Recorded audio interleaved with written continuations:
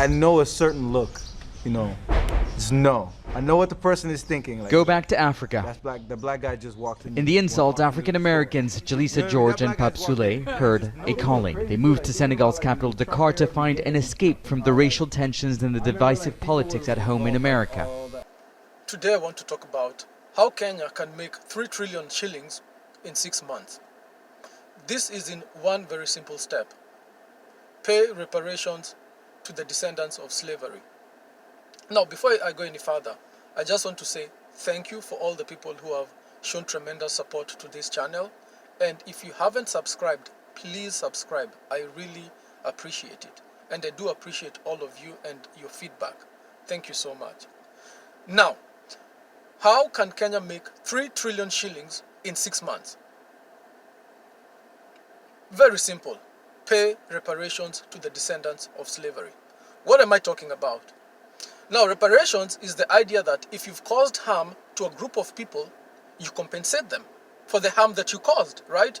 Now, we do owe reparations to the descendants of slavery. Now you're asking, how come? We didn't enslave anyone. Well, we did. How? Very simple. The current government that exists in Kenya took all the liabilities from the colonial government. And the colonial government took all the liabilities from the governments that existed prior to it. Now, the governments that existed prior to the British invasion were guilty of slave trade. Now, there was slave trade in East Africa, tremendous slave trade, for 700 years, probably more, being conducted by the Arabs. The Arabs have been our enemies for a long time. And so, for hundreds of years, they would sell Africans into slavery. Now, they and their agents would go into the interior of East Africa primarily and capture and kidnap people and sell them into slavery. For example, there are African descendants of slaves all over Asia. From India, there are cities. In Pakistan, there are cities. In Iran, in Iraq, in Jordan, Syria, in Saudi Arabia, all over these places, including Madagascar, Mauritius, Reunion, Seychelles. All these places is where the people of East Africa were sold into slavery. And by East Africa, I mean the area stretching all the way from Ethiopia going all the way to Mozambique. And this slave trade peaked in the 19th century before it was stopped. Now, let us focus primarily on Kenya. Now, in Kenya, most Kenyans don't believe that we were enslaved. And it's not really covered well in school. Now, the idea that Kenyans were not enslaved is ridiculous, because Kenyans pretend that this is something that happened to West Africans, not understanding that the slave trade that was in East Africa started almost 500 years before the slave trade that started in West Africa. And in East Africa, the total number of people has been estimated who have been kidnapped and sold at about 17 million over all those hundreds of years. Those are very many people. Now, let's go into practical terms. If you remember Mekatilili Wamenja, you should know that her own brother had been sold into slavery. Yeah, go read the history books. You know, so we know that the coastal peoples were really affected by the slave trade, because the Arabs were right there, kidnapping and selling people, and their agents, right? Now, you come back, you go into Kenya a little bit, into the interior, you find the first group that you'll encounter was the Kamba. Now, the Kamba were subject to severe slavery. In fact, today, if you go to Paraguay, you'll find a group of African descendants of slaves who call themselves the Kamba. They call themselves the Kambakua or the Kamba Kokue. And they still remember that they are the Kamba. Now, what is interesting and what is bizarre and unfortunate is that no Kamba leader or government of Kenya leader shows any kind of interest in making contact with them. You know, you'd think that since these are your people, you should like make contact. You know, just say hi. What happened to you guys? You know, have relations with them.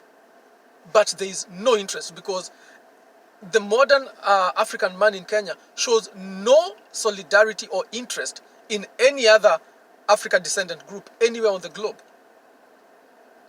Now, you say those are the Kambas. What do we care? Now, the Kikuyus say that they were not enslaved. They were enslaved. Let me give you an example. There's this guy called Mustafa Okpal, and from Turkey, an African descendant in Turkey.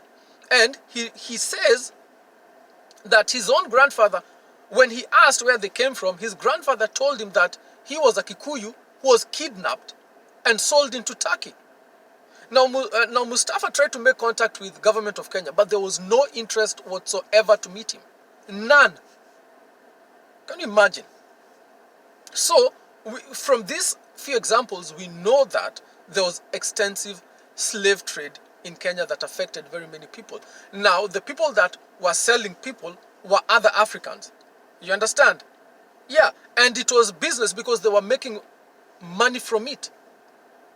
You know? Very few Arabs went into the interior. It is Africans who are kidnapping other Africans and selling them for profit at the cost. So because they sold them, then they are liable. And so because now the current government inherited all these situations, if it was to be sued, it would have to be liable. So what I'm saying is that we should take responsibility for all the people who were sold from Kenya and offer reparations to them, and in general, reparations to all the descendants of slavery. Because there were Kenyans who were sold, like we said, into South America, and a few into North America, and very many into India, Iran, Iraq, Pakistan, and all these islands around Indian Ocean. So, we should offer them reparations. And by doing so, we can make a lot of money. Yeah. Let me show you how this works. You know, the poverty in Kenya that you see is strictly a lack of imagination, and it is self-inflicted. Now, let's see how we can leverage our position in Kenya to make this money through offering reparations. Ironical as that sounds. Now, the reparations that I was thinking is free land. Give any descendant of slavery free land in Kenya. Yeah. So this is how this would work in practical terms. Now, we would buy a parcel of land, 50,000 hectares, okay, to offer as reparations. And on that 50,000 hectares rather, we would take about 16,000 and build that into a city, okay, a very, very unique diaspora city, okay. Once we do that, we will make a ton of money. So, this is the context. In Lamu, the government built, or rather is building, a huge port, a very fancy, expensive, huge port, and all sorts of facilities right there. Now, when you go there, and I've been there, literally it's in the middle of nowhere. There is nothing there. You know, there's literally nothing there. They're building huge facilities that will never be used because there's no one there. Now, that project was part of LAPSET. And as we speak right now, LAPSET and the port of Lamu is dead on arrival. It's a white elephant, a waste of time, a tremendous waste of money. Because the original idea was to have Uganda and South Sudan use the port of Lamu exclusively for their oil exports.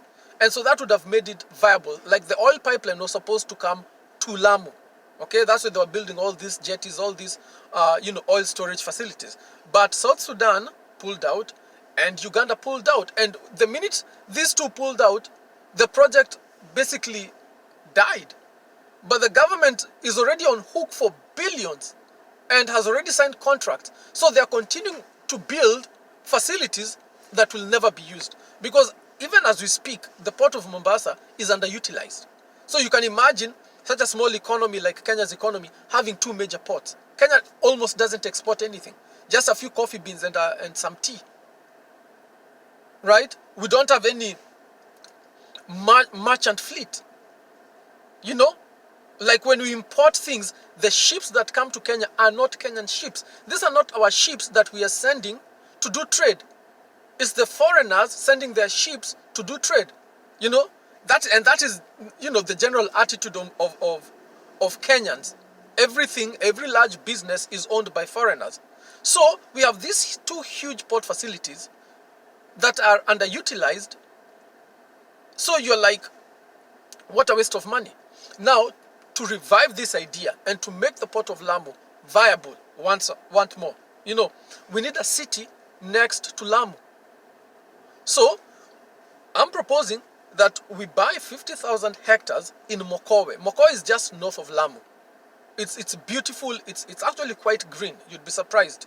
It's very wet, very beautiful. It's right next to the ocean. Amazing views. So I'm suggesting we buy the 50,000 hectares there from the locals so that we don't have drama from them at a commercial rate. Okay? So we have the 50,000 hectares. Now, we invite the diaspora people to take up that land for free. But there's a condition. Okay? The land is free, but there's a condition. Now, we are proposing to build a city there called Mokowe City. And I'm calling it Mokowe City for the purposes of this video, not for any other reason, okay? So, we are building a city. We have the land. We approach the diaspora and offer that land free of charge.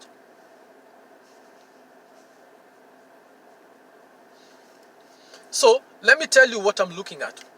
Now, the focus on the media in Kenya is always on the Mzungu, right? If you switch on TV in Kenya, 99% you're seeing Mzungu, right? Now, if you shift your eyes just a little bit for 5 minutes away from the Mzungu and look at what is going on in the global black community, you will see interesting things. I've been monitoring what's going on there, and there are there's something interesting that is happening right now. There's a phenomena that is happening right now.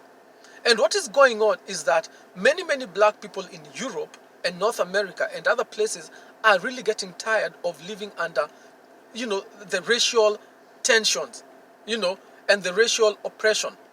And they're beginning to see that Africa is a viable place where they can escape to. So many of them are trying to leave and they're trying to come to Africa. But the impediments are so high because you don't know where you're going, you don't know how to do it, you don't know where to start, who to trust, or how to make the move, right? There's none to help them because most African governments either are not aware of what's going on, or if they're aware, they don't care. The only country that has taken advantage of that situation is Ghana. But Ghana hasn't gone the full way. So I'm proposing that we go the full way, okay? So there's a wave of people black people trying to escape the West. If we can ride this wave, we can make a lot of money. A lot of money. So this is how it would work.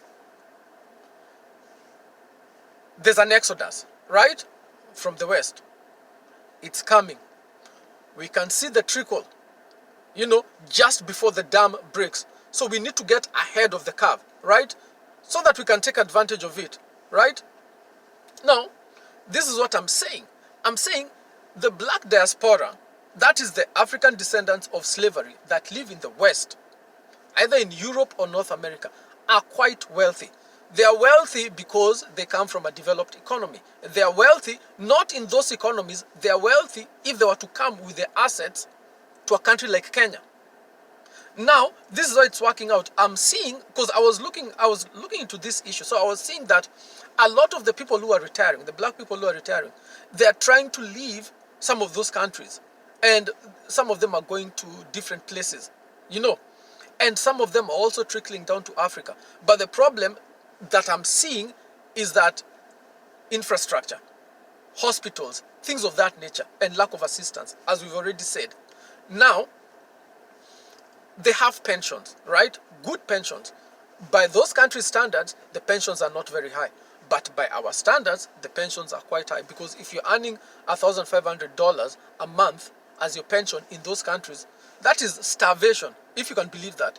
Now, if you take that $1,500 into the Kenyan economy, you see, that's a lot of money. That's good living, okay?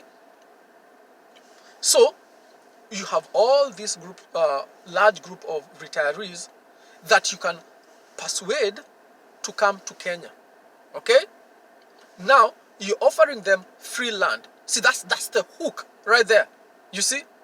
That is the hook. The free land is the hook. So you offer them the free land. You tell them, look, you're retiring, right? You do not want to be in this country. You want a a change. By your own admission, you want a change of scenery, you want a fresh new start, you want to escape the racism, the racial hostility, and the tremendous outbreak of crime that is going on in American cities and also European cities. And also you want to escape from the restrictions that were imposed as a result of the health emergency, right? So you're trying to leave, but you don't know how to. So this is what we're proposing. You come to Kenya, take free land in Mokowe City and build your house. But the minimum amount that we want you to invest is $300,000. So in other words, what we're saying, all the people who will be coming to Mokowe City have a minimum investment of $300,000. So I want you to do the numbers. Just do the numbers. If we can attract 50,000 people, retirees, to come to Mokowe City and invest, do the numbers. 50,000 times $300,000. That's 1.5 trillion. Just like that. Now, is there a market for this? There's a huge market for this. Now, the number of Africans descendant in the West, I'm talking about the West very specifically, are about, let's say about 50 million. Thereabouts, right? Now, of that 50 million, 10% would make the move if they were given a viable plan. Now, 10% of 50 million, that's 5 million people. So you see, that's a huge market. That's a vast market. So of that 5 million, we are trying to capture 50,000 that have $300,000 to invest. Now, you may say $300,000 is a lot of money. It may be a lot of money within the Kenyan economy, but really, it's not a lot of money in the West, because in the West, a $300,000 house is a very small house in a very, not a very nice area. The average cost of a house is like 500,000. You know, so most of these retirees, they've already paid off their house. They have a nice little pension that is coming in. So, and it doesn't take much to persuade them to liquidate that house and transfer that investment to Mokowe City. And they win. So part of the sales plan is to tell them, look, if you sell your house, your $300,000 house, you have $300,000 in your house, in your hands. If you build a house in Mokowe City, it will cost you $120,000 only. So you see, you'll end up having even more cash in your hand for a bigger and better and brand new house. You see how that works? So that as a sales point already will capture many people. And we can sell Mokowe City because it's by the ocean, it's beautiful, it's not too hot, it's definitely not too cold. It's the perfect place to retire. You can build a retirement community very easily with an 18-hole golf course, everything. You know, and a nice hospital that specializes in geriatric care. You understand? So that's the idea, to capture the pensioners, the black pensioners in the West who are trying to leave but don't know where to go. And they are loaded with cash and assets. You see, so by their country's standard, they are not rich, but by our country's standard, they would be very rich. So the way to work would be this. We would have a special charter for Mokowe City, okay? A special legal vehicle to contain this area that we are trying to create, okay? Now, the way it would work would be this. The city would be pre-planned. We do not want any of the, the dysfunctions of Kenyan cities. Because when you're walking around Kenyan towns and cities, the first thing you notice is that the streets are too narrow. Everything is squeezed together as if we have a shortage of land. We have a lot of land. So they squeeze everything together. The roads are thin, they're narrow, they're very dirty. The pedestrian walkways are very narrow. And the number of pedestrians are very many, so that people start to walk on the main carriageway competing with cars. And so, in Kenya, the number of pedestrian deaths are extremely high, just because they don't leave enough space for pedestrians to walk by. We don't have, public squares almost anywhere in any town in Kenya. Just travel around Kenya. Go look for the public square in any of these towns. You won't find a single public square. Why? Because the British were very careful when they were designing these towns to avoid putting in public squares. Because it is in the public square that revolutions begin. So to avoid that, they made sure there are no public squares anywhere. So the towns in Kenya are very tacky, they're very ugly, they have no culture, they have nothing. Just narrow, dirty streets squeezed together. So we do not want Mokowe City to be like that. So we will not follow the special plans that are followed for other cities. And when you also look at Kenyan cities, you see they are not built on any kind of grid. You know, the most logical way to place your streets is a simple north-south, east-west grid. Simple. When you look at Nairobi, you'll see that most of the roads in Nairobi go to a dead end. They go nowhere. Just think about it. How many roads in Nairobi go anywhere? They always go to a dead end, to a T-junction. How do you design a city like that? Seriously. And the people in the planning department claim that they have degrees. How is it possible to build a city with roads which go nowhere? Dead end to dead end. So that the traffic is always terrible. People think the traffic is terrible because there are many cars. No. It's because the city is designed so poorly that even if you had 2 cars, you'd still have traffic. You know, it's unbelievable. You know, third world countries are unbelievable. Sometimes even I get shocked, but I digress.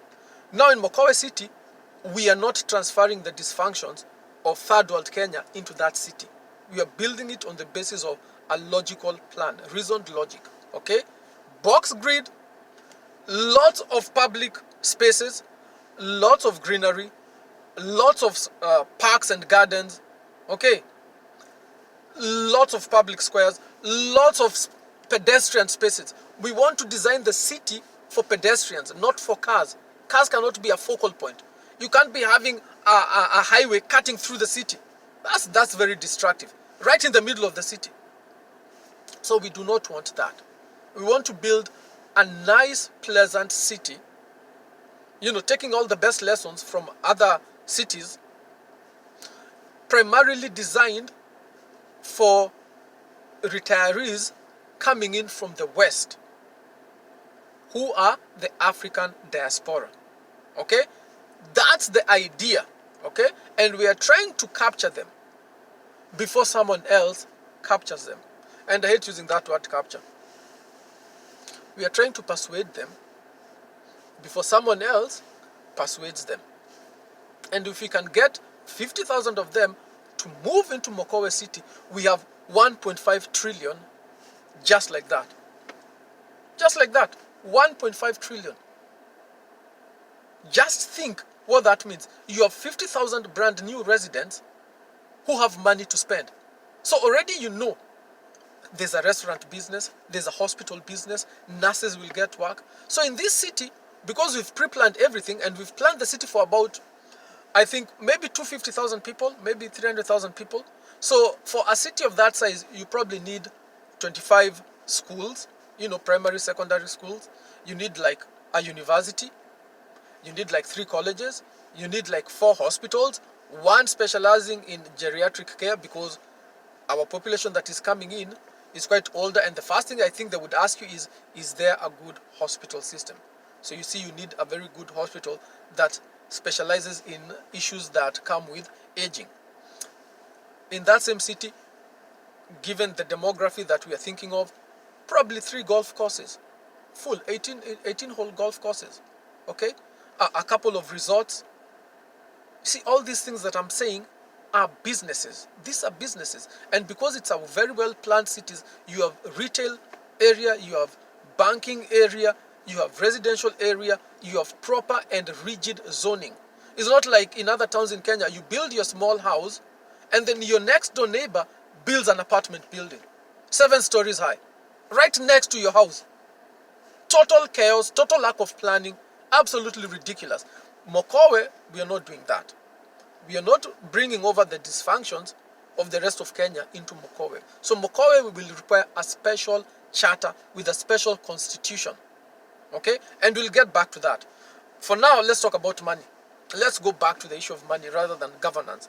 Now, when it comes to that money, now we've attracted 50,000 people. They've bought into the idea of moving into Mokowe. Now, how do they do it in practical terms? In practical terms, I would have the Army Corps of Engineers form a company, form a corporation that they wholly own. Okay? And that corporation is a construction corporation, and its sole function is to build up the infrastructure of Mokowe and to manage Mokowe in terms of the infrastructure.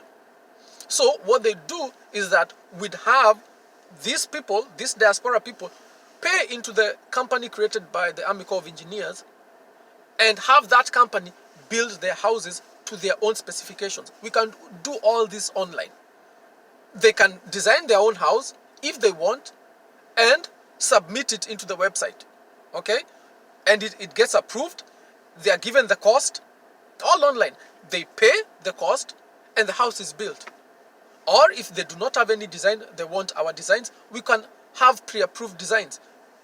Maybe 15 different styles of houses, and they can choose one, and they pay against it, and it's built. So already you can imagine the number of jobs that will be created just by having 50,000 houses being built at the same time. Not everyone will want a house. Some people may want to move into apartment buildings because they want to live in a community. We can do all that. The bottom line is that you're having 50,000 units being built that have already been prepaid. You understand? How many jobs for fundis, electricians, and I don't know who, how many jobs will you create just like that? And of course, in the pricing, we're also taking care of the basic infrastructure of that particular area. Just think the number of jobs that can be created just by doing that. And that is nothing. So let's move on from the retirees. We've gotten the retirees, okay? They are our anchor, as it were. They are our anchor investors. So you have 50,000 retirees. They've moved in. Now, the second layer of investments is the services to these retirees. I already described it. The hospitals, the restaurants, the golf clubs. So you need additional investors to build all these facilities.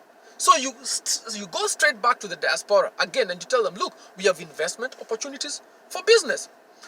Have you ever dreamt of owning a golf course? Well, there's an opportunity to build one. How much? You tell them the price. Have you ever wanted to own a restaurant? There's an opportunity. We're having 50,000 residents moving into this area over the next 18 months. Tremendous opportunity, right? And for every possible business that you can imagine. And I can assure you that in that diaspora community, there are people who are willing to invest in opening up those businesses. Because many of them, and I've seen this with my own eyes, many of them find it very difficult to run businesses in the West because of the level of discrimination. You may not see it, but when they go to a bank to try and get a loan, they cannot get approval. Or if they get approval, they have to come with like 10 co-signers or 10 guarantors. You know, impossible terms. Okay? So they are not able to start the business. I even saw another news report whereby there was this black American woman. She had started a wig selling business. You know, the fake hair business. And the Chinese suppliers would refuse to supply her the wigs. Can you imagine? But they would supply the other Chinese shop that was down the street. And so in this way, they were sabotaging her business. And she was saying that at this rate, she may have to close the business because she's really struggling to get stock. So such people, that entrepreneurial class that is so frustrated to live there, you can talk to them. You can sell the idea, come open the business in Mokowe City. We already have 50,000 residents guaranteed. There are already market waiting for you. And there's virtually no competition. It's an empty place. No one lives there, right? So you see, so from that initial 50,000 group of retirees, you can get an additional 50,000 people to invest in businesses there. Now, and you can continue that way. So I fully expect, and I believe it's reasonable, to expect to get at least 100 to 200,000 diaspora investors in Mokowe City. If you give the land for free, genuinely, you tell them, look, come open up your factory. You've always wanted to have a factory. Open up your factory here. We are not charging you for the cost of land. And we will service that plot. We'll bring electricity and water. Open up your factories here. And the land, there's no cost. Even when you build a house, there's no cost of the land, just the cost of construction of the house. If you're genuine in doing that, they will come. And 300,000 is the minimum investment. It's not the maximum. Do you understand? And 300,000 is a poor person in the West. That's not a rich person. In Kenya, that's a very rich person if you have $300,000. But in the West, that's not a rich person. That's the lower class. Now, let's talk about the middle class and the upper middle. People who have assets about 700K, about 1 million, 1.5. So you see, you'll attract different classes of people. And some of these people will have 300,000 to invest. Others may have 1 million to invest. You see what I'm saying? And many of them will form investment groups or investment vehicles to invest in some of these things. Like I remember seeing, because I've been monitoring this situation, I remember seeing a group of black doctors in America saying that they were coming together, putting their money together to build a hospital. Except the hospital went to Ghana. Yeah, and they pulled together like $25 million and built a hospital in Ghana. You see, we lost out on that. Are you seeing what I'm saying? That there is money. There is money floating all over. But we are not getting that money. You see? So what I'm saying is, the money is there. It's our job to build a net to capture the money. You see, the wind is always blowing. And you could be in the ocean stranded. But if you had a bed sheet to turn into a sail, you could capture that wind and go where you're going. So what I'm saying is, there's money flowing all over the place. All we are lacking is a sail to capture that money, or a net to capture that money. So I'm showing you how to build a net or a sail to capture that money. So you can imagine such a group of doctors, you can talk to them and tell them, look, we need a hospital in Mokowe. We have 50,000 residents. That's a ready market there for you. And they'll be willing to take that 25 million and invest it there. That's a lot of money. Those are many jobs. Do you see what I'm saying? So Mokowe City would be a diaspora city. And in the chart of the city, let's talk about the governance of the city. Because the governance is what will make it or break it. Now, it cannot be run like other cities in Kenya. Okay, so one of the things that we would have to guarantee is that 1/3 of the council positions, must go to the diaspora people. Number 2, you can citizenship. If someone invests the money in that city, you give them their citizenship for Kenya immediately. You don't bring about all these hurdles and complications. I don't know, you have to live in Kenya for 11 years. For what? Someone invests, give them their citizenship immediately. Even on probation, give it to them.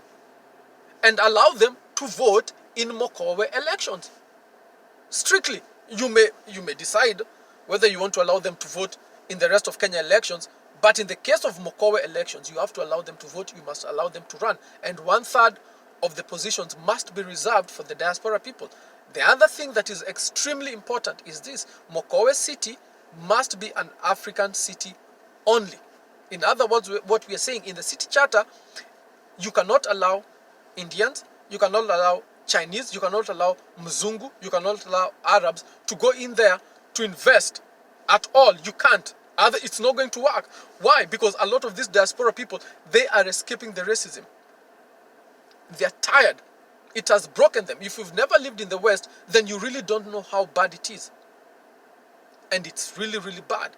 If you've never lived with Arabs, you have no idea how they treat Africans. If you've never lived with Mzungu, you have no idea how they treat Africans. If you've never lived with Chinese, you have no idea. I mean, these groups really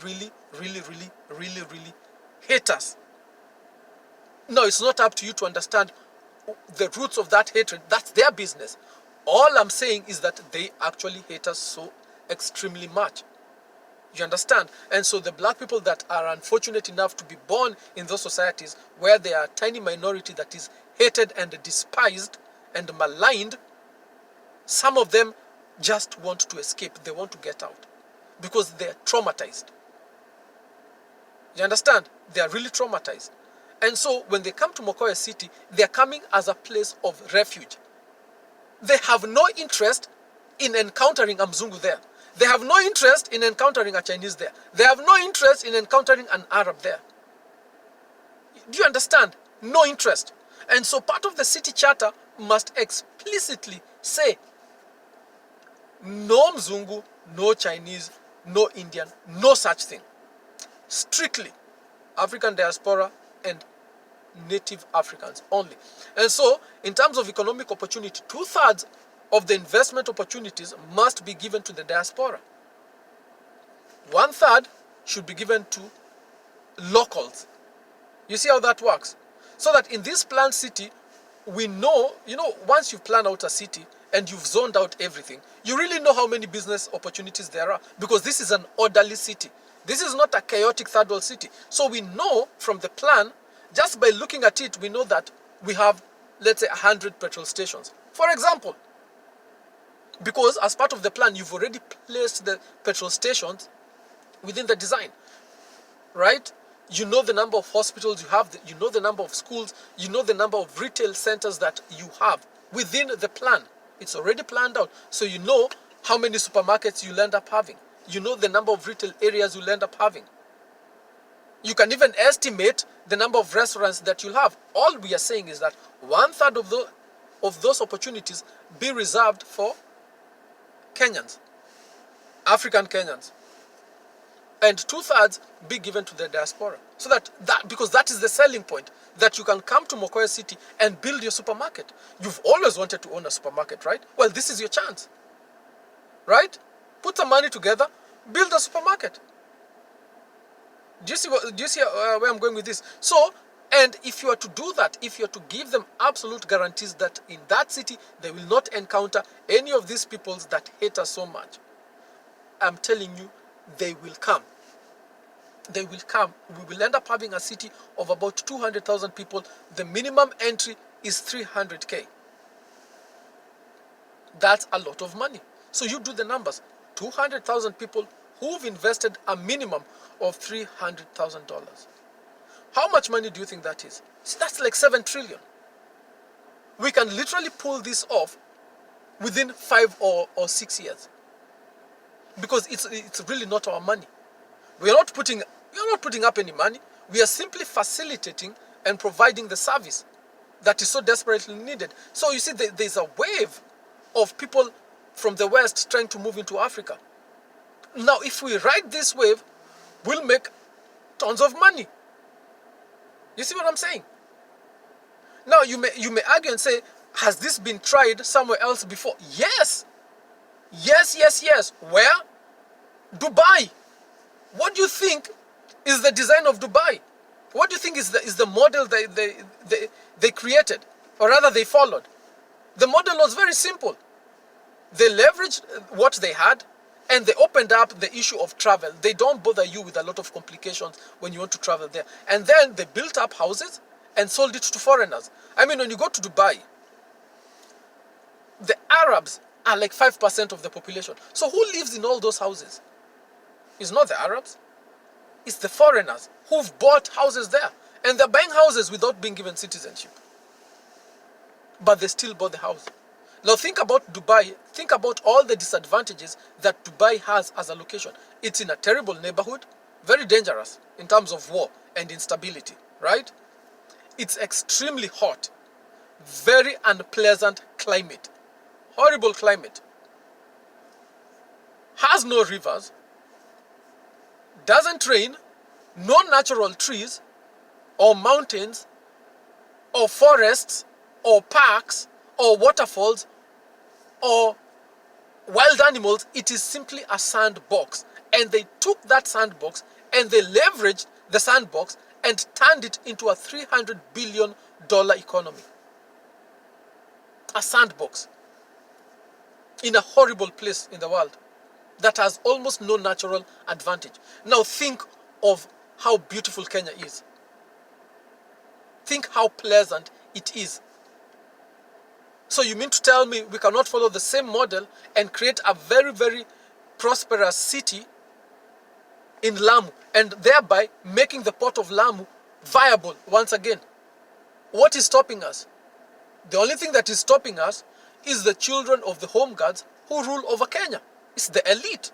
The elite is always the problem. So let me give you an example. Let's say I write up a fancy proposal, make it all fancy and cute, and go to the Ministry of Planning and Treasury and try to talk to them and explain the Mokowe City Plan or the Diaspora Reparations Plan, whichever way you want to call it. let's even assume that the PS is willing to sit with me for half an hour and listen. And he listens. And he takes up that proposal. And he circulates it upstairs. You know, chain of command. It will go up, until it will get to a point where it can be approved or disapproved. What do you think is going to happen? The first thing, they're going to call London. For what? To get permission. What you need to understand is that the elite of Kenya never makes any decision without first consulting Mzungu. They must be given permission from London and Washington before they do anything. Whether you believe it or not. And of course, they'll ask Mzungu for permission. Mzungu will say no.